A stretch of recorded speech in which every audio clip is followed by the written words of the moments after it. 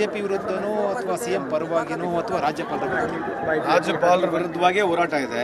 CM ಪರ ಏನಿದೆ, CM ಪರ ಇಡೀ ಕರ್ನಾಟಕನೇ ಇದೆ. ಇಲ್ಲಿ ಒಂದು ವರ್ಷಗಳಿಂದ ಏನು ಪ್ರಾಸಿಕ್ಯೂಷನ್ಗೆ ಇರ್ತಕ್ಕಂಥ ಫೈಲ್ಗಳನ್ನು ಗವರ್ನರ್ ಅವರು ಅದನ್ನು ಇವತ್ತುವರೆಗೆ ಅದ್ರ ಮೇಲೆ ಆ್ಯಕ್ಟ್ ಮಾಡಲಾರಂಗೆ ಯಾರೋ ಒಬ್ಬ ಮನುಷ್ಯ ಬಂದು ಒಂದು ಅರ್ಜಿಯನ್ನು ಕೊಡ್ತಾನೆ, ಮುಖ್ಯಮಂತ್ರಿ ವಿರುದ್ಧವಾಗಿ ಅರ್ಜಿ ಕೊಡ್ತಾನೆ, ಅದಕ್ಕೆ ಪ್ರಾಸಿಕ್ಯೂಷನ್ ಕೊಡ್ಲಿಕ್ಕೆ ಪ್ರಾವಿಷನ್ ಇಲ್ಲ ಆ್ಯಕ್ಟ್ನಲ್ಲಿ. ಸೊ ಮತ್ತು ಇದು ಮಾಡ್ತಕ್ಕಂಥದ್ದು ಏನಂತಂದರೆ ಕೇವಲ ಎಲ್ಲಿ ಕಾಂಗ್ರೆಸ್ ಸರ್ಕಾರ ಇದೆ ಆ ಸರ್ಕಾರನ ಅಸ್ಥಿರಗೊಳಿಸಬೇಕು, ಬೆಳೆಸಬೇಕೆಂಬ ಉದ್ದೇಶ ಬಿಟ್ಟರೆ ಬೇರೆ ಏನಿಲ್ಲ. ಬಿಜೆಪಿ ಅಸ್ಥಿರಗೊಳಿಸುವಂಥ ಪ್ರಯತ್ನ ಆಗ್ತಾನೆ. ಮುಖ್ಯಮಂತ್ರಿ ಸಿದ್ದರಾಮಯ್ಯ ಕೂಡ ಹೇಳಿದ್ರು ಒಂದಷ್ಟು ಜನ ಶಾಸಕರ ಸಂಪರ್ಕ ಒಂದು ಆಗ್ತಾ ಇದೆ ಅಂತ ಅನ್ಸುತ್ತಾ? ಆಗ್ತಾನೆ ಇದೆ. ನಿಮಗೆ ಗೊತ್ತಿಲ್ವಾ? ನಿಮಗೆಲ್ಲ ಸಂಪೂರ್ಣ ಮಾಹಿತಿ ಇದೆಯಲ್ಲ. 100% ಆಗ್ತಾ ಇದೆ. ಮತ್ತು ಈಗ ಮತ್ತೆ ಬಂದಿರೋದು ಏನು ವಿಶೇಷವಾಗಿ ಬಂದಿರೋದು governor why should governor do this for what is the reason? ಶಾಸಕ ಖರೀದಿ ಆಗ್ತಾ ಇದೆ, ಒಂದು ಶಾಸಕರೆಲ್ಲ ಸಂಪರ್ಕ ಮಾಡ್ತಾ ಇದ್ದಾರೆ, ಎಲ್ಲ ಪ್ರಯತ್ನ ಮಾಡ್ತಾರೆ ರೀ. ಏನು ಅದಾನಿ ದುಡ್ಡು ಅಂಬಾನಿ ದುಡ್ಡಿದೆ, ಮಾರ್ಕೆಟ್ನಾಗ 5,000 ಕೋಟಿ ರಾತ್ರಿನೇ ಎತ್ತು ಬಿಡ್ತಾರೆ, ಬಂದು ಹಂಚ್ತಾರೆ ಜನಕ್ಕೆ. ಎಷ್ಟು ಬಜೆಟ್ ಇರ್ಬೋದು ನಿಮ್ಮ ಪ್ರಕಾರ? ಈ ರೀತಿ ಆಪರೇಷನ್ ಕಮಲಕ್ಕೆ ಎಷ್ಟು ಬಜೆಟ್ ಇರ್ಬೋದು? ನೀವು ಅವ್ರಿಗೆ ಕೇಳ್ರಿ, ಬಿಜೆಪಿ ಅವ್ರು. ನೀವು ಬಿಜೆಪಿ ಕೇಳ್ರಿ ಸರ್ ಎಷ್ಟು ಬಜೆಟ್ ತೆಗೆದಿಟ್ಟಿದೆ ಅವ್ರು ಕೇಳ್ರಿ, ನನಗೆ ಗೊತ್ತಿಲ್ಲ ಬಜೆಟ್. ಬಿಜೆಪಿ ಅವ್ರಿಗೆ ಕೇಳ್ರಿ. ಈ 125 ಸೈಟ್ ವಿರುದ್ಧ ಇದ್ದಾರೆ, ಬರೀ 14 ಸೈಟ್ ವಿರುದ್ಧ ಇದ್ದಾರೆ. ಆಮೇಲೆ ಗವರ್ನರ್ ಪ್ರಾಸಿಕ್ಯೂಷನ್ 14 ಸೈಟಿಗೆ ಯಾಕೆ ಕೊಡ್ಬೇಕು, 125 ಸೈಟಿಗೆ ಯಾಕೆ ಕೊಡಬಾರ್ದು? ಬಿಜೆಪಿ ಅವ್ರು ಪಾದಯಾತ್ರೆ ಮಾಡಿದ್ರಲ್ಲ, 125 ಸೈಟಿಗೆ ಮಾಡಿದ್ರೆ 14 ಸೈಟಿಗೆ ಮಾಡಿದಾರ ಪಾದಯಾತ್ರೆ ಅವರು? ಅಲ್ಲಲ್ಲ, ಬಿಜೆಪಿ ಅವರು ಪಾದಯಾತ್ರೆ ಮಾಡಿರೋದು 14 ಸೈಟಿಗೆ 125 ಸೈಟಿಗ? ಎಷ್ಟಕ್ಕೆ ಪಾದಯಾತ್ರೆ ಮಾಡಿದ್ದಾರೆ? ಒಂದಷ್ಟು ಗಂಭೀರ ಆರೋಪಗಳು ಅಂತಕ್ಕಂಥದ್ದು. ಅವ್ರು ಪಾದಯಾತ್ರೆ ಮಾಡಿರೋದು 120 ಸೈಟಿಗೆ 14 ಸೈಟಿಗ? 125 ಸೈಟ್ ಕೊಟ್ಟರು ಯಾರು? 125 ಸೈಟ್ನಾಗ 14 ಸೈಟ್ ಇದೆ ತಾನೆ? ಒಂದಷ್ಟೆಲ್ಲ ದಾಖಲೆಗಳು ಹೊರ ಬಂದವು, ವೈಟ್ನರು ಮತ್ತೊಂದು ಕಡೆ ಆಡಿಯೋ ಎಲ್ಲ ಬಂದವು. ಅಂದ್ರೆ ಅದಕ್ಕೆ ಅಂದ್ರೆ ಈಗ ವೈಟ್ನರ್ ಹಾಕಿರುವಂಥದ್ದು. ನಿಮಗೆ ಇಲ್ಲಿವರೆಗೆ ಲ್ಯಾಂಡ್ ಯಾರನ್ನ ಓನರ್ಶಿಪ್ ಚಾಲೆಂಜ್ ಮಾಡಿದಾರ? ಲ್ಯಾಂಡ್ ಏನಾರು ಓನರ್ಶಿಪ್ ಚಾಲೆಂಜ್ ಮಾಡಿದಾರ? ಡಿನೋಟಿಫಿಕೇಶನ್ ವಾಯ್ಡ್ ಅಂಡರ್ ಲಾ ಅಂತ ಯಾರನ್ನ ಒಬ್ಬರನ್ನ ಹೇಳಿದಾರೆ ನಿಮಗೆ? ಏನು ಚರ್ಚೆ ಮಾಡ್ತಿದ್ದಾರೆ ರೀ ನೀವು ಕೂಡ? ಸುಮ್ಮನೆ ವೈಟ್ನರ್ ಹೇಳ್ತಾರೆ, ಏನು ಬಂದು ತೋರಿಸ್ತಾರೆ, ಅದ್ರ ಬಗ್ಗೆ ಮಾತಾಡಿದ್ರೆ either you completely studied, you ask me a question. Whitener ಹೊಡೆದ್ರೆ ಏನು, ವೈಟ್ನರ್ ಹೊಡೆದ್ರೆ ಏನು, ವೈಟ್ನರ್ ಹೊಡೆದ್ರೆ ಸುಮ್ಮನೆ ಅನುಮಾನ ಅಂತ ಹೇಳ್ತಾರಲ್ಲ. Listen to me. ಅಲ್ಲ, ಅನುಮಾನ ಕಾರಣ ಅಂದ್ರೆ ಏನು?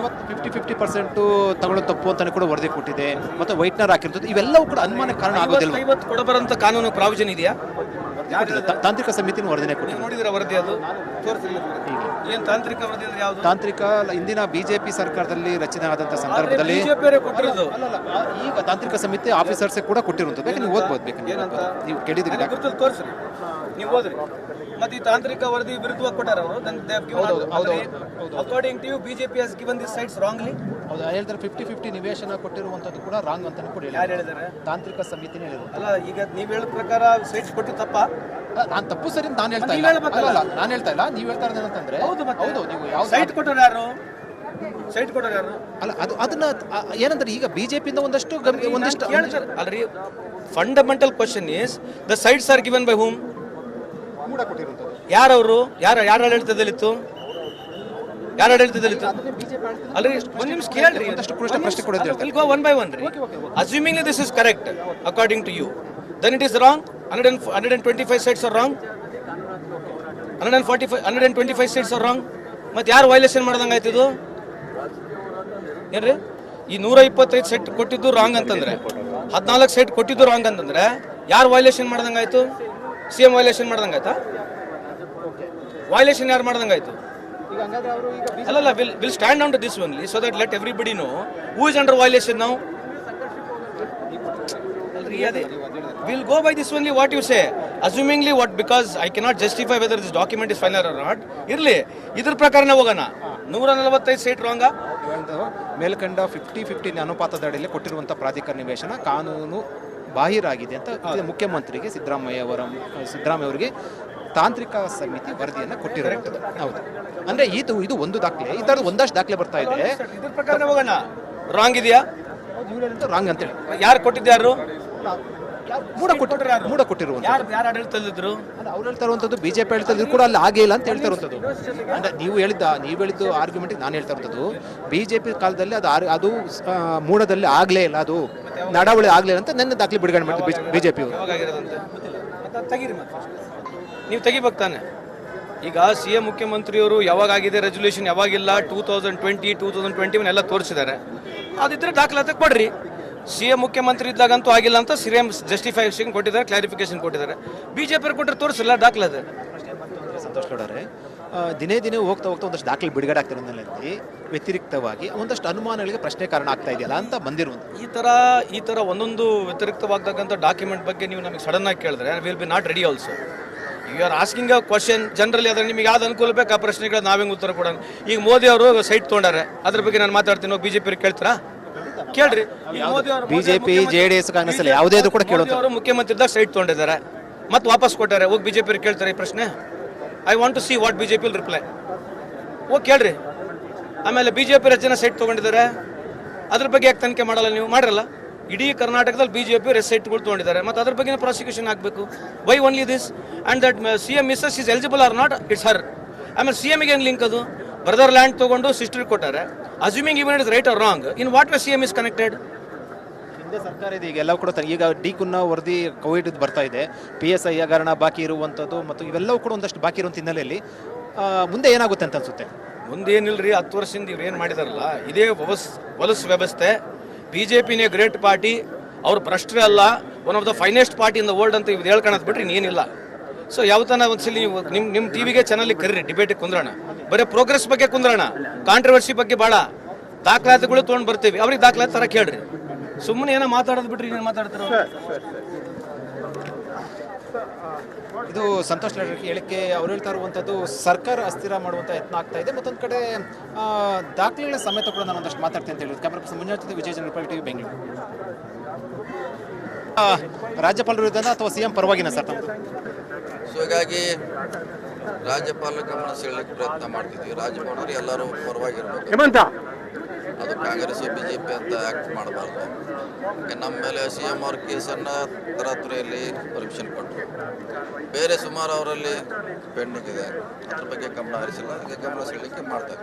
ಸ್ಥಿರ ಆಗುವಂಥ ಪ್ರಯತ್ನ ಆಗ್ತಾ ಇದೆ ಅಂತ ಖುದ್ದು ಮುಖ್ಯಮಂತ್ರಿ ಹೇಳಿರುವಂಥದ್ದು.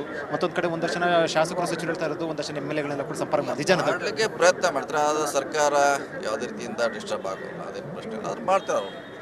ಡಿಸ್ಟರ್ಬ್ ಮಾಡುವಂಥ ಪ್ರಯತ್ನ ಆಗ್ತಾ ಇದೆ. ಹಾಗೆ ಆಗ್ತದೆ, ಖಂಡಿತ Day 1 ಇದೆ, ಮುಂದುವರಿತಿದ್ದದು. ಮುಖ್ಯಮಂತ್ರಿ ಸಿದ್ದರಾಮಯ್ಯನ ಕೆಳಗಿಳಿಸುವಂಥ ಪ್ರಯತ್ನ ಆದರೆ ದೊಡ್ಡ ಮಟ್ಟದಲ್ಲಿ ಸಂಚಲನಕ್ಕೆ ಕಾರಣ ಆಗುತ್ತೆ. ರಾಜ್ಯಕ್ಕೆ ಅವ್ರು ಇಳಿಯುವಂಥ ಪ್ರಶ್ನೆ ಬರೋದಿಲ್ಲ, ಆಗ ಸಂಚಲನ ಕೂಡ ಆಗುವಂಥ ಪ್ರಶ್ನೆ ಉದ್ಭವಿಸ್ತದೆ. ಕೋರ್ಟ್ ನಂತರ ಕೋರ್ಟ್ ತೀರ್ಪು ಏನಾಗುತ್ತೋ ಗೊತ್ತಿಲ್ಲ. ಕೋರ್ಟ್ ಏನು ವ್ಯತಿರಿಕ್ತವಾಗಿ ಬಂದರೆ ಹೈಕಮಾಂಡ್ ಕೂಡ ಕೆಳಗಿಳಿಸುವಂಥ ಪ್ರಯತ್ನ ಆಗಬಹುದು ಅನ್ನುವಂಥದ್ದು ಇರುವಂಥದ್ದು. ಯಾಕಂದ್ರೆ ಹೈಕಮಾಂಡ್ ನಿಮ್ಮ ಜೊತೆ ಇರ್ತೀವಿ, ಕಾನೂನು ಹೋರಾಟ ಮಾಡೋ ಸಂದೇಶ ಕೊಟ್ಟಿದ್ದಾರೆ, ಸೊ ಅವರೇ ಇರ್ತಾರೆ. ಹೈಕಮಾಂಡ್ ಸಂಪೂರ್ಣ ಮುಖ್ಯಮಂತ್ರಿ ಸಿದ್ದರಾಮಯ್ಯ ಅವ್ರು ಹೇಳಿದಾರಲ್ಲ, ಅವರೇ ಡೆಲ್ಲಿಯಲ್ಲಿ ಸ್ಟೇಟ್ಮೆಂಟ್ ಕೊಟ್ಟಿದ್ದಾರಲ್ಲ, ನಿಮ್ಮ ಜೊತೆ ಇರ್ತೀವಿ, ಕಾನೂನು ಹೋರಾಟ ಮಾಡೋದು ಸಂದೇಶ ಕೊಟ್ಟಿದ್ದಾರೆ.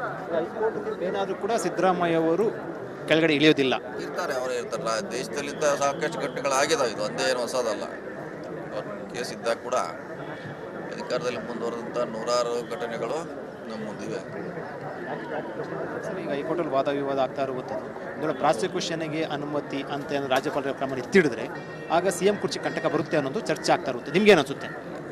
ಅದೇ ಹೇಳಿದ್ರೆ ಇಂಥ ಭಾಳಷ್ಟು ಜನ ಕೇಸ್ ಇದ್ದವ್ರು ಈಗಲೇ ಮುಂದುವರಿದ್ದಾರೆ. ಯಾವ ರೀತಿ ಇವತ್ತು ನ್ಯಾಯಾಲಯದಲ್ಲಿ ಚರ್ಚೆಗಳಾಗ್ತಾ ಇದ್ದಾವೆ, ನಮ್ಮ ವಕೀಲರು ಯಾವ ರೀತಿ ವಾದವನ್ನು ಮಂಡಿಸಿದ್ದಾರೆ, ಇವತ್ತು ಪ್ರತಿವಾದಿಗಳು ಇವತ್ತು ಅವರ ಒಂದು ವಾದವನ್ನು ಇವತ್ತು ಮಂಡಿಸಲಿದ್ದಾರೆ.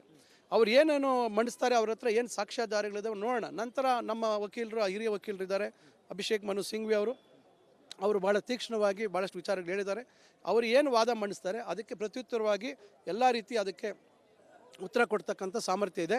ಖಂಡಿತ ನ್ಯಾಯಾಲಯದಲ್ಲಿ ನಮಗೆ ನ್ಯಾಯ ಸಿಗತ್ತೆ ಅಂತಕ್ಕಂಥ ವಿಶ್ವಾಸ ಇದೆ. ಹಿಂದುಳಿದ ವರ್ಗದ ನಾಯಕರನ್ನ ತುಳಿಯೋ ಪ್ರಯತ್ನ BJP ನಾಯಕರೇನು ಮಾಡ್ತಾ ಇದ್ದಾರೆ ಅಂತ ಖಂಡಿತ ಇವತ್ತು BJP ಅವರ ಒಂದು ಸರ್ವಾಧಿಕಾರಿ ಧೋರಣೆ, ಅವರಿಗೆ ವಿಕಸಿತ ಭಾರತ ಅಂತ ಮಾತಾಡ್ತಾರೆ. ಪ್ರಜಾಪ್ರಭುತ್ವದ ಏನು ಒಂದು ಮೌಲ್ಯಗಳ ಬಗ್ಗೆ ಅವರಿಗೆ ಕಿಂಚಿತ್ತು ಗೌರವ ಇಲ್ಲ. ಇವತ್ತು ವ್ಯವಸ್ಥೆಯಲ್ಲಿ ವಿರೋಧ ಪಕ್ಷನೂ ಇರಬೇಕು, ಆಡಳಿತ ಪಕ್ಷನೂ ಇರಬೇಕು. ಇವತ್ತು ಜನರ ತೀರ್ಮಾನಕ್ಕಿಂತ ಮಿಗಿಲಾಗಿ ಯಾರ್ದು ತೀರ್ಮಾನ ಇಲ್ಲ. ಕಳೆದ ವರ್ಷ ಜನ ಈ ರಾಜ್ಯದಲ್ಲಿ ಕಾಂಗ್ರೆಸ್ ಪಕ್ಷಕ್ಕೆ ಬಹುಮತದ ಅಧಿಕಾರವನ್ನು ಕೊಟ್ಟರು. ಅದೇ ಲೋಕಸಭೆಯಲ್ಲಿ ಒಂದು ಬೇರೆ ರೀತಿಯಾದಂಥ ಸಂಪೂರ್ಣವಾಗಿ ನಮಗೆ ಏನು ನಿರೀಕ್ಷೆ ಮಟ್ಟದಲ್ಲಿ ನಮಗೆ ಬೆಂಬಲ ಸಿಕ್ಕಲಿಲ್ಲ. ಇದನ್ನು ನಾವು ಒಪ್ಕೊಂಡಿದ್ದೇವೆ. ನಾವು ಜನರ ತೀರ್ಮಾನಕ್ಕೆ ನಾವೆಲ್ಲ ತಲೆ ಬಾಗಬೇಕು. ಅದನ್ನು ಹೊರತುಪಡಿಸಿ ಅವ್ರು ಕಾಯಬೇಕು. ಇನ್ನು 4 ವರ್ಷ ನಮ್ಗೆ ಅವಧಿ ಇದೆ. 4 ವರ್ಷ ಆದಮೇಲೆ ನಾವು ಏನು ಸಾಧನೆ ಮಾಡಿರ್ತೀವಿ, ನಮ್ಮ ಕಾರ್ಯಗಳೇನಿದೆ, ಜನರ ನಮ್ಮ ಕೆಲಸ ಮೆಚ್ಚಿ ನಮಗೆ ಓಟ್ ಕೊಟ್ಟರೆ ಮತ್ತೊಮ್ಮೆ ನಾವು ಆಯ್ಕೆ ಆಗ್ತೀವಿ. ಇಲ್ಲ, ಜನಕ್ಕೆ ಬಿಡಬೇಕು. ಆದರೆ ಅದು ಬಿಟ್ಟು ಇವರು ತಮ್ಮ ಅಧಿಕಾರ ಇದೆ, ತಾವು ಮಾಡಿದ್ದೆ, ನಾವು ನಡೆದಿದ್ದೇ ದಾರಿ ಅಂತಕ್ಕಂಥ ನಿಟ್ಟಿನಲ್ಲಿ ನಡೆದರೆ ಖಂಡಿತ ಈ ಪ್ರಜಾಪ್ರಭುತ್ವದಲ್ಲಿ ಜನ ಒಪ್ಪೋದಿಲ್ಲ. Thank you so much sir. ಇದು ಶಿಕ್ಷಣ ಸಚಿವ ಮಾನ್ಯ ಸುಧಾಕರ್ ಅವರ ಮಾತಾಗಿದೆ. ಕ್ಯಾಮ್ರಾ ಪರ್ಸನ್ ಮಂಜಣ್ಣ ಜೊತೆ ನಾನು ರಂಜಿತ್ ಸೂರ್ಯ, ರಿಪಬ್ಲಿಕ್ ಕನ್ನಡ, ಬೆಂಗಳೂರು. ಹೋರಾಟ ಕಾನೂನಾತ್ಮಕ ಹಾಗೂ ರಾಜಕೀಯವಾದಂಥ ಹೋರಾಟ. ಇವತ್ತು ರಾಜಭವನ ಚಲೋ ಹೊರಟಿದ್ದಾರೆ. ದಿನೇಶ್ ಗುಂಡೂರಾವ್ ಇದ್ದಾರೆ, ಮಾನ್ಯ ಸಚಿವರು. ಸರ್ ಹೇಳಿ, ಇದು ಏನು ಸೆಲೆಕ್ಟಿವ್ ಧೋರಣೆಯ ರಾಜ್ಯಪಾಲರದ್ದು? ಈಗ ರಾಜ್ಯಪಾಲರ ನಡೆ ಬಗ್ಗೆ ಸ್ಪಷ್ಟವಾಗಿ ಇಡೀ ರಾಜ್ಯಕ್ಕೆ ದೇಶಕ್ಕೆ ಗೊತ್ತಾಗಿದೆ. ಎಲ್ಲೆಲ್ಲಿ BJPಯ ಏತರ ಸರ್ಕಾರಗಳಿದೆ ಎಲ್ಲ ಕಡೆ ರಾಜ್ಯಪಾಲರ ದುರುಪಯೋಗ ಆಗ್ತಾ ಇರುವಂಥದ್ದು ಇಡೀ ದೇಶದಲ್ಲೇ ಆಗ್ತಾ ಇದೆ. ಅದೇ ರೀತಿಯ ಕರ್ನಾಟಕದಲ್ಲೂ ಕೂಡ ಒಂದು ಚುನಾಯಿತ ಸರ್ಕಾರವನ್ನು ಅಸ್ಥಿರಗೊಳಿಸಬೇಕು, ಸರ್ಕಾರಕ್ಕೆ ತೊಂದರೆ ಕೊಡಬೇಕು, ಕಿರುಕುಳ ಕೊಡಬೇಕು ಅಂತ ರಾಜ್ಯಪಾಲರನ್ನು ಇವತ್ತು ಉಪಯೋಗ ಮಾಡ್ತಾ ಇದ್ದಾರೆ BJP. ಅದು ಇವತ್ತು ನಾವು ಖಂಡಿಸ್ತಾ ಇದ್ದೀವಿ ಮತ್ತು ಅವರನ್ನೇ ಭೇಟಿ ಮಾಡಿ ನೀವು ಇದನ್ನು ನಿಲ್ಲಿಸಿ ಅಂತ ಹೇಳುವಂಥದ್ದಕ್ಕೆ ನಾವೆಲ್ಲ ಹೊರಟಿದ್ದೇವೆ. ರಾಜ್ಯಪಾಲರನ್ನ ಭೇಟಿ ಮಾಡಿ ಈ ಥರ ಎಲ್ಲ ನೀವು ಮಾಡಬಾರ್ದು, ನಿಮ್ಮ ಹುದ್ದೆಗೆ ಅಗೌರವವನ್ನು ನೀವು ತರ್ತಾ ಇದ್ದೀರಾ ಮತ್ತು ಈ ಸರ್ಕಾರದ ಒಬ್ಬ ಮುಖ್ಯಸ್ಥ ಆಗಿ, ಯಾಕೆಂದರೆ ಕಾನ್ಸ್ಟಿಟ್ಯೂಷನಲ್ ಹೆಡ್ಡು ರಾಜ್ಯಪಾಲರು, ನೀವೇ ಸರ್ಕಾರದ ವಿರುದ್ಧ ಮತ್ತು ಒಬ್ಬ ಮುಖ್ಯಮಂತ್ರಿಯ ವಿರುದ್ಧ ಈ ಥರ ಷಡ್ಯಂತ್ರಗಳು ಮಾಡುವಂಥದ್ದು ಅದು ಸಮಂಜಸ ಅಲ್ಲ, ಒಳ್ಳೆಯದಲ್ಲ. ಇದು ಅತ್ಯಂತ ಕೆಟ್ಟ ನಡೆ ಅಂತ ಹೇಳಿ ಇದನ್ನು ನೀವು ಕೈ ಬಿಡಬೇಕು ಅಂತ ಹೇಳೋದಕ್ಕೆ ನಾವು ರಾಜ್ಯಪಾಲರನ್ನು ಭೇಟಿ ಮಾಡಕ್ಕೆ ಹೋಗ್ತಾ ಇದ್ದೀವಿ. ಈಗ ಹೈಕಮಾಂಡ್ ಮಟ್ಟದಲ್ಲಿ ಅಥವಾ ದೆಹಲಿ ಮಟ್ಟದಲ್ಲಿ ಹೋರಾಟಗಳು ಹೆಂಗಿದಾವೆ? ರಾಷ್ಟ್ರಪತಿಗಳಿಗೆ ವಿಚಾರವನ್ನು ಮುಟ್ಟಿಸೋ ನಿಟ್ಟಿನಲ್ಲಿ ತಾವು ಏನೇನು ತಯಾರಿ ಮಾಡ್ತಾರೆ? ಅದು ನೋಡೋಣ, ಮುಂದೆ ಏನು ಮಾಡಬೇಕಂತ ನಾವು ಮಾಡ್ತೀವಿ. ಎಲ್ಲರದ್ದು ಒಂದು ಸಂವಿಧಾನಿಕ ಹುದ್ದೆ. ಸಂವಿಧಾನ ಬಾಹಿರವಾಗಿ, ಕಾನೂನು ಬಾಹಿರವಾಗಿ ಸರ್ಕಾರದ ನಡೆ ಮತ್ತು ಜನಪ್ರತಿನಿಧಿಗಳು ಮಾಡಿದಾಗ ಕಾನೂನು ಚೌಕಟ್ಟಿನಲ್ಲಿ ಕ್ರಮ ಕೈಗೊಳ್ಳೋದು ಅವರ ಆದ್ಯ ಕರ್ತವ್ಯ. ಏಜೆನ್ಸಿಗಳು, ತನಿಖಾ ಏಜೆನ್ಸಿಗಳು ಸರ್ಕಾರದ ಇದ್ದಂಥ ಜನಪ್ರತಿನಿಧಿಗಳು, ಕುಮಾರಸ್ವಾಮಿ ಅವರು, ಜನಾರ್ದನ್ ರೆಡ್ಡಿ ಅವರು, ಜೊಲ್ಲೆ ಅವರು ಮತ್ತು ನಮ್ಮ ಇಂಡಸ್ಟ್ರಿ ಮಿನಿಸ್ಟರ್ ಇರಾಣಿ ಅವರಿಗೆ ತನಿಖೆ ಮಾಡಿ ಪ್ರಾಸಿಕ್ಯೂಷನ್ಗೆ ಅನುಮತಿ ಕೊಡಿ ಅಂತ ಕೇಳಿ ತಿಂಗಳು ವರ್ಷಗಟ್ಟಲೆ ಅವು ಇದ್ದಾವೆ. ಒಬ್ಬ ಖಾಸಗಿ ವ್ಯಕ್ತಿ ಬಂದು ತನಿಖೆ ಸಂಸ್ಥೆನೂ ಇಲ್ಲ, ಮುಖ್ಯಮಂತ್ರಿಗಳ ಇನ್ವಾಲ್ವ್ಮೆಂಟು ಇಲ್ಲ, ಸ್ವಜನ ಪಕ್ಷತ್ತೂ ಇಲ್ಲ, ಹಣಕಾಸಿನ ವರ್ಗಾವಣೆನೂ ಇಲ್ಲದಿರೋ ಕೇಸಿಗೆ ಒಂದೇ ದಿನದಲ್ಲಿ ಕಂಪ್ಲೇಂಟ್ ಕೊಟ್ಟ ದಿನವೇ ಪ್ರಾಸಿಕ್ಯೂಷನ್ಗೆ ನೋಟಿಸ್ ಕೊಡ್ತಾರೆ. ಅದನ್ನು ನಾವು ಕೋರ್ಟಲ್ಲಿ ಪ್ರಶ್ನೆ ಮಾಡಿದ್ದೀವಿ, ಕ್ಯಾಬಿನೆಟ್ ರೆಕಮೆಂಡ್ ಕಳಿಸಿದ್ದೀವಿ, ಇದು ಸರಿಯಿಲ್ಲ ಅಂತ. ಪ್ರಾಸಿಕ್ಯೂಷನ್ ಕೊಡಿ ಅಂತೇಳಿ ತನಿಖೆ ಕೇಳಿದ್ರು ಇಟ್ಕೊಂಡು ಇಲ್ಲಿ ಇನ್ವಾಲ್ವ್ಮೆಂಟೇ ಇಲ್ದೇನೆ, ತನಿಖೆನೇ ಆಗದೇನೆ, ತನಿಖಾ ಸಮಿತಿ ಕೇಳ್ದೇನೆ ಸೆಲೆಕ್ಟಿವ್ ಮ್ಯಾನರ್ನಲ್ಲಿ ರಾಜ್ಯಪಾಲರ ಈ ಕ್ರಮನ ನಾವು ಖಂಡಿಸಿ ಸಂವೈಧಾನಿಕವಾದಂಥ ರಾಜಭವನವನ್ನು ರಾಜಕೀಯ ಅಂಗವಾಗಿ ಬಳಸಿರ್ತಕ್ಕಂಥ ಖಂಡಿಸಿ ರಾಜ್ಯಪಾಲರ ವಿರುದ್ಧವಾಗೇ ಹೋರಾಟ ಇದೆ. ಸಿಎಂ ಪರ ಇಡೀ ಕರ್ನಾಟಕನೇ ಇದೆ. ಇಲ್ಲಿ ಒಂದು ವರ್ಷಗಳಿಂದ ಏನು ಪ್ರಾಸಿಕ್ಯೂಷನ್ ಇರ್ತಕ್ಕಂಥ ಫೈಲ್ಗಳನ್ನು ಗವರ್ನರ್ ಅವರು ಅದನ್ನು ಇವತ್ತುವರೆಗೆ ಅದ್ರ ಮೇಲೆ ಆ್ಯಕ್ಟ್ ಮಾಡಲಾರಂಗೆ ಯಾರೋ ಒಬ್ಬ ಮನುಷ್ಯ ಬಂದು ಒಂದು ಅರ್ಜಿಯನ್ನು ಕೊಡ್ತಾನೆ, ಮುಖ್ಯಮಂತ್ರಿ ವಿರುದ್ಧವಾಗಿ ಅರ್ಜಿ ಕೊಡ್ತಾನೆ, ಅದಕ್ಕೆ ಪ್ರಾಸಿಕ್ಯೂಷನ್ ಕೊಡ್ಲಿಕ್ಕೆ ಪ್ರಾವಿಷನ್ ಇಲ್ಲ ಆ್ಯಕ್ಟ್ನಲ್ಲಿ. ಸೊ ಮತ್ತು ಇದು ಮಾಡ್ತಕ್ಕಂಥದ್ದು ಏನಂತಂದ್ರೆ ಕೇವಲ ಎಲ್ಲಿ ಕಾಂಗ್ರೆಸ್ ಸರ್ಕಾರ ಇದೆ ಆ ಸರ್ಕಾರನ ಅಸ್ಥಿರಗೊಳಿಸಬೇಕು, ಬೆಳೆಸಬೇಕೆಂಬ ಉದ್ದೇಶ ಬಿಟ್ಟರೆ ಬೇರೆ ಏನಿಲ್ಲ. BJP ಅವರು ಅಸ್ಥಿರಗೊಳಿಸುವಂಥ ಪ್ರಯತ್ನ ಆಗ್ತಾನೆ. ಮುಖ್ಯಮಂತ್ರಿ ಸಿದ್ದರಾಮಯ್ಯ ಕೂಡ ಹೇಳಿದ್ರು ಒಂದಷ್ಟು ಜನ ಶಾಸಕರ ಸಂಪರ್ಕ ಆಗ್ತಾ ಇದೆ ಅಂತ ಅನ್ಸುತ್ತಾ? ಆಗ್ತಾನೆ ಇದೆ. ನಿಮಗೆ ಗೊತ್ತಿಲ್ವಾ? ನಿಮಗೆಲ್ಲ ಸಂಪೂರ್ಣ ಮಾಹಿತಿ ಇದೆಯಲ್ಲ. 100% ಆಗ್ತಾ ಇದೆ. ಮತ್ತು ಈಗ ಮತ್ತೆ ಬಂದಿರೋದು ಏನು ವಿಶೇಷವಾಗಿ ಬಂದಿರೋದೇನು? Governor why should governor do this for what is the reason? ಶಾಸಕರು ಖರೀದಿ ಆಗ್ತಾ ಇದೆ, ಒಂದು ಶಾಸಕರೆಲ್ಲ ಸಂಪರ್ಕ ಮಾಡ್ತಾ ಇದ್ದಾರೆ, ಎಲ್ಲ ಪ್ರಯತ್ನ ಮಾಡ್ತಾರೆ ರೀ. ಏನು ಅದಾನಿ ದುಡ್ಡು ಅಂಬಾನಿ ದುಡ್ಡಿದೆ, ಮಾರ್ಕೆಟ್ ಆಗಿದೆ, 1000 ಕೋಟಿ ರಾತ್ರಿ ಎತ್ತು ಬಿಡ್ತಾರೆ, ಬಂದು ಹಂಚ್ತಾರೆ ಜನಕ್ಕೆ. ಎಷ್ಟು ಬಜೆಟ್ ಇರ್ಬೋದು ನಿಮ್ಮ ಪ್ರಕಾರ? ಈ ರೀತಿ ಆಪರೇಷನ್ ಕಮಲಕ್ಕೆ ಎಷ್ಟು ಬಜೆಟ್ ಇರ್ಬೋದು? ನೀವು ಅವ್ರಿಗೆ ಕೇಳ್ರಿ, BJP ಅವ್ರು. ನೀವು BJP ಕೇಳ್ರಿ ಸರ್ ಎಷ್ಟು ಬಜೆಟ್ ತೆಗೆದಿಟ್ಟಿದೆ ಅಂತ ಅವ್ರು ಕೇಳ್ರಿ. ನನಗೆ ಗೊತ್ತಿಲ್ಲ ಬಜೆಟ್. BJP ಅವ್ರಿಗೆ ಕೇಳ್ರಿ. ಈ 125 ಸೈಟ್ ವಿರುದ್ಧ ಇದ್ದಾರೆ, ಬರೀ 14 ಸೈಟ್ ವಿರುದ್ಧ ಇದ್ದಾರೆ. ಆಮೇಲೆ ಗವರ್ನರ್ ಪ್ರಾಸಿಕ್ಯೂಷನ್ 14 ಸೈಟಿಗೆ ಯಾಕೆ ಕೊಡ್ಬೇಕು, 125 ಸೈಟಿಗೆ ಯಾಕೆ ಕೊಡಬಾರ್ದು? BJP ಅವ್ರು ಪಾದಯಾತ್ರೆ ಮಾಡಿದ್ರಲ್ಲ, 125 ಸೈಟಿಗೆ ಮಾಡ್ರೆ 14 ಸೈಟಿಗೆ ಮಾಡಿದಾರ ಪಾದಯಾತ್ರೆ ಅವರು? ಅಲ್ಲಲ್ಲ, BJP ಅವರು ಪಾದಯಾತ್ರೆ ಮಾಡಿರೋದು 14 ಸೈಟಿಗೆ, 125 ಸೈಟಿಗೆ ಎಷ್ಟಕ್ಕೆ ಪಾದಯಾತ್ರೆ ಮಾಡಿದ್ದಾರೆ? ಒಂದಷ್ಟು ಗಂಭೀರ ಆರೋಪಗಳು ಅಂತಕ್ಕಂಥದ್ದು. ಅವ್ರು ಪಾದಯಾತ್ರೆ ಮಾಡಿರೋದು 120 ಸೈಟಿಗೆ, 14 ಸೈಟಿಗೆ. 125 ಸೈಟ್ ಕೊಟ್ಟರು ಯಾರು? 125 ಸೈಟ್ನಾಗ 14 ಸೈಟ್ ಇದೆ ತಾನೆ. ಒಂದಷ್ಟೆಲ್ಲ ದಾಖಲೆಗಳು ಹೊರ ಬಂದವು, ವೈಟ್ನರು ಮತ್ತೊಂದು ಕಡೆ ಆಡಿಯೋ ಎಲ್ಲ ಬಂದವು. ಅಂದ್ರೆ ಅದಕ್ಕೆ ಅಂದ್ರೆ ಈಗ ವೈಟ್ನರ್ ಹಾಕಿರುವಂಥದ್ದು. ನಿಮಗೆ ಇಲ್ಲಿವರೆಗೆ ಲ್ಯಾಂಡ್ ಯಾರನ್ನ ಓನರ್ಶಿಪ್ ಚಾಲೆಂಜ್ ಮಾಡಿದಾರ? ಲ್ಯಾಂಡ್ ಏನಾದ್ರು ಓನರ್ಶಿಪ್ ಚಾಲೆಂಜ್ ಮಾಡಿದಾರ? ಡಿನೋಟಿಫಿಕೇಶನ್ ವೈಡ್ ಅಂಡರ್ ಲಾ ಅಂತ ಯಾರನ್ನ ಒಬ್ಬರನ್ನ ಹೇಳಿದಾರೆ ನಿಮಗೆ? ಏನು ಚರ್ಚೆ ಮಾಡ್ತಿದ್ದಾರೆ ರೀ? ನೀವು ಕೂಡ ಸುಮ್ಮನೆ ವೈಟ್ ನಾರ್ ಹೇಳ್ತಾರೆ ಏನು ಬಂದು ತೋರಿಸ್ತಾರೆ ಅದ್ರ ಬಗ್ಗೆ ಮಾತಾಡಿದ್ರೆ either you completely studied you ask me a question whitener ಹೊಡೆದ್ರೆ ಏನು ವೈಟ್ ನಾರ್ ಹೊಡೆದ್ರೆ ಏನು ವೈಟ್ ನಾರ್ ಹೊಡೆದ್ರೆ ಅಲ್ಲ ಸುಮ್ಮನೆ ಅನುಮಾನ ಅಂತ ಹೇಳ್ತಲ್ಲ ಲಿಸನ್ ಟು ಮೀ ಅಲ್ಲ ಅನುಮಾನ ಕಾರಣ ಅಂದ್ರೆ ಏನು 50% ತಗೊಳ್ಳೋ ತಪ್ಪು ಅಂತಾನೆ ಕೂಡ ವರದಿ ಕೊಟ್ಟಿದೆ ಮತ್ತೆ ವೈಟ್ನರ್ ಹಾಕಿರ್ತದೆ ಇವೆಲ್ಲವೂ ಕೂಡ ಅನುಮಾನಕ್ಕೆ ಕಾರಣ ಆಗೋದಿಲ್ಲ 50 ಕೊಡಬರಂತ ಕಾನೂನು ಪ್ರಾವಿಷನ್ ಇದೆಯಾ ತಾಂತ್ರಿಕ ಸಮಿತಿನ ವರದಿನೇ ಕೊಟ್ಟಿದೆ ನೋಡಿದಿರ ವರದಿ ಅದು ಏನು ತಾಂತ್ರಿಕ ವರದಿ ಅಂದ್ರೆ ಯಾವುದು ತಾಂತ್ರಿಕ ಇಂದಿನ ಬಿಜೆಪಿ ಸರ್ಕಾರದಲ್ಲಿ ರಚನೆ ಆದಂತ ಸಂದರ್ಭದಲ್ಲಿ ಬಿಜೆಪಿ ಕೊಟ್ಟಿರೋದು ಈಗ ತಾಂತ್ರಿಕ ಸಮಿತಿ ಆಫೀಸರ್ಸ್ ಕೂಡ ಕೊಟ್ಟಿರುವಂತದ್ದು ಬೇಕಾದ್ರೆ ನೀವು ಓದ್ಬೋದು ಬೇಕಾದ್ರೆ ನೀವು ಕೇಳಿದ್ರಿ ತೋರಿಸ್ರಿ ನೀವು ಓದ್ರಿ ಮತ್ತೆ ಈ ತಾಂತ್ರಿಕ ವರದಿ ವಿರುದ್ಧವಾಗಿ ಕೊಟ್ಟಾರ ಅವರು according to you BJP has given this sites wrongly ಹೌದು ಹೇಳ್ತಾರೆ 50-50 ನಿವೇಶನ ಕೊಟ್ಟಿರುವಂತದ್ದು ಕೂಡ ರಾಂಗ್ ಅಂತಾನೆ ಕೂಡ ಯಾರು ಹೇಳಿದ್ದಾರೆ ತಾಂತ್ರಿಕ ಸಮಿತಿನೇ ಹೇಳಿದ್ರು ಅಲ್ಲ ಈಗ ನೀವು ಹೇಳೋ ಪ್ರಕಾರ ಸೈಟ್ಸ್ ಕೊಟ್ಟು ತಪ್ಪ ನಾನು ತಪ್ಪು ಸರಿ ಅಂತ ನಾನು ಹೇಳ್ತಾ ಇಲ್ಲ ಅಲ್ಲ ನಾನು ಹೇಳ್ತಾ ಇಲ್ಲ ನೀವು ಹೇಳ್ತಾ ಇರೋದು ಏನಂತಂದ್ರೆ ಹೌದು ನೀವು ಯಾವ ಸೈಟ್ ಕೊಟ್ಟರು ಯಾರು ಸೈಟ್ ಕೊಟ್ಟರು ಯಾರು ಅಲ್ಲ ಅದು ಅದನ್ನ ಏನಂದ್ರೆ ಈಗ ಬಿಜೆಪಿಯಿಂದ ಒಂದಷ್ಟು ಅಲ್ರಿ fundamental question is the sites are given by ಹೂಮ್ ಯಾರವರು ಯಾರು ಹೇಳ್ತದಲ್ಲಿತ್ತು ಯಾವುದೇ ಕಾರಣ ಇಲ್ಲದೆ ಖಾಸಗಿ ದೂರ ಮೇಲೆ ತೀರ್ಮಾನ ತಗೊಂಡಿರುವಂಥದ್ದು ಸರಿಯಲ್ಲ ಅನ್ನೋದನ್ನ ನಾವು ಇವತ್ತು ಸಾರ್ವಜನಿಕವಾಗಿ ಇದನ್ನ ಹೇಳುವಂಥದ್ದಕ್ಕೆ ನಾವು ಪ್ರಯತ್ನ ಮಾಡ್ತೇವೆ. ಈಗ ಸೆಲೆಕ್ಟಿವ್ ಮನಸ್ಥಿತಿ ಯಾಕೆ ರಾಜ್ಯಪಾಲರಿಗೆ? ನೋಡಿ, ಅದು ಆಗಬಾರ್ದು.